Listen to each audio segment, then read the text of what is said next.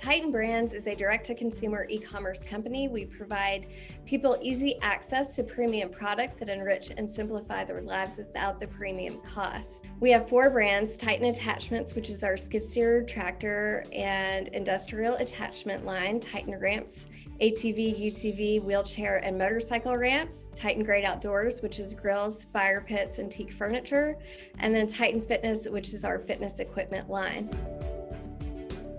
So what I want to focus on today is Titan Attachments. So we know that our target prospects are mainly men over the age of 55. They live in rural areas and they work land between 5 to 25 acres. We know that top of funnel people that we need to target are DIYers and outdoor enthusiasts, where when they get lower in the funnel, they all share an interest in automobiles and vehicles. At Titan, we really believe in doing customer research so then we can understand the mindset and know their needs and pain points so that we can provide the best experience possible.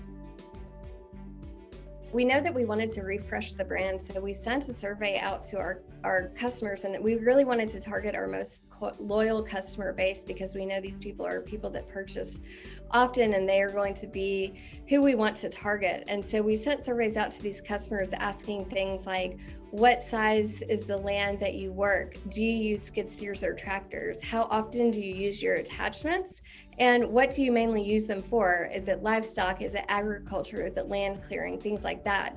And then once we had that information, we're able to get more targeted with our digital marketing strategy and even able to dial in our brand and speak to people the way we need to. So then, we shift away from not necessarily being product focused, but now we're customer focused. We have them in this front and center of everything, and we're able to target very specifically when it comes to our marketing efforts.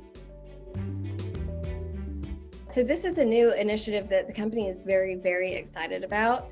Our targets here are different, right? So we are targeting our attachments dealers, machine shops, tractor dealers, and people who have products that use universal quick attach style mounting.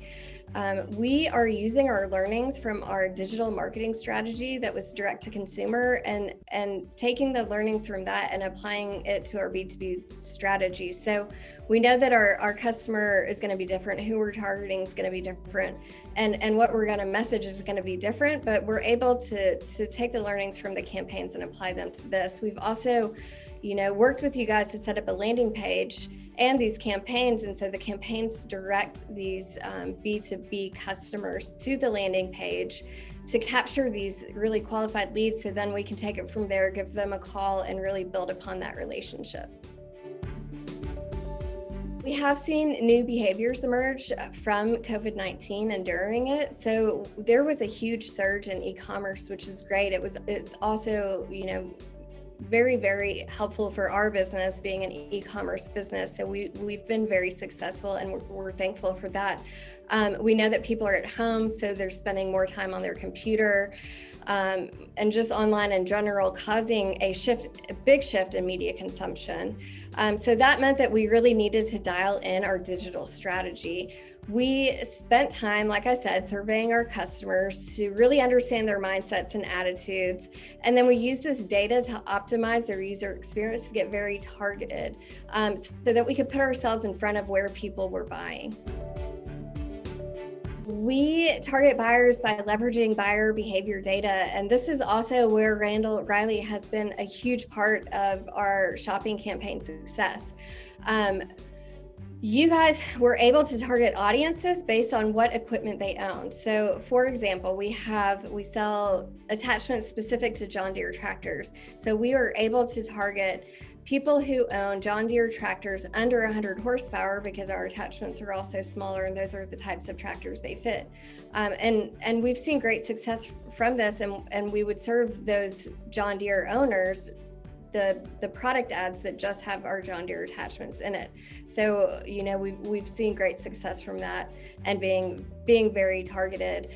We've also made sure to enhance the buyer experience to make sure that our data was up to date across all systems, because we wanted to make sure we're providing accurate information for our customers. And then we also set up a Facebook feed to overcome any out of stock product issues that we may face. We've also, gained insight on creative by testing different types of ads. We've tested collection ads and carousel ads, and we found that the collection ads outperformed the carousel ads by 26% from an engagement standpoint. But when we looked at the number of purchases made and the amount of purchases and return on ad spend, there's really no clear winner. So, what we're taking from that is both perform well, and we want to continue running both of those types of ads.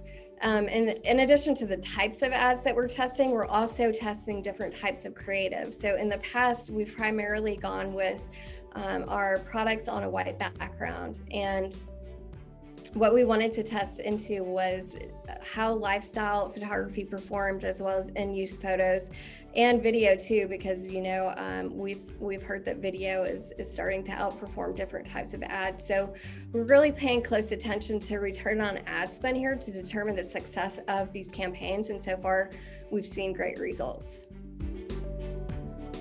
With Facebook shopping campaigns, we are currently running several, and they all have different metrics, and there's a lot of different variables to consider here. So it isn't as cut and dry as sometimes we would like, but the return on ad spend is an easy way to gauge success of a campaign. The default, and Randall-Reilly has helped me greatly with this and understanding really the ins and outs of Facebook shopping campaigns. And so I'm about to sound really smart, but y'all have helped me with this. So we know that the attribution window for Facebook is a 28-day click and a 1-day view. When we look at those numbers, our campaigns are seeing an average of 39.6x ROAS. That seemed really high to us, so we started looking at the smaller attribution window. With Facebook, the tightest window is a 1-day click. And when we look at that data, we're seeing an average of 10.96 on ROAS. So we wanted to be sure that we're getting as close to the actual score of revenue as possible so we can effectively say that it's working or not. There are other attribution windows in the middle that can be used as well. So, we really love digging into the data and seeing what story it tells. You guys have helped us a lot with that and really understanding what to look at and what best practices are. And, these campaigns have been running about 8 months now, and we're really, really pleased with the results.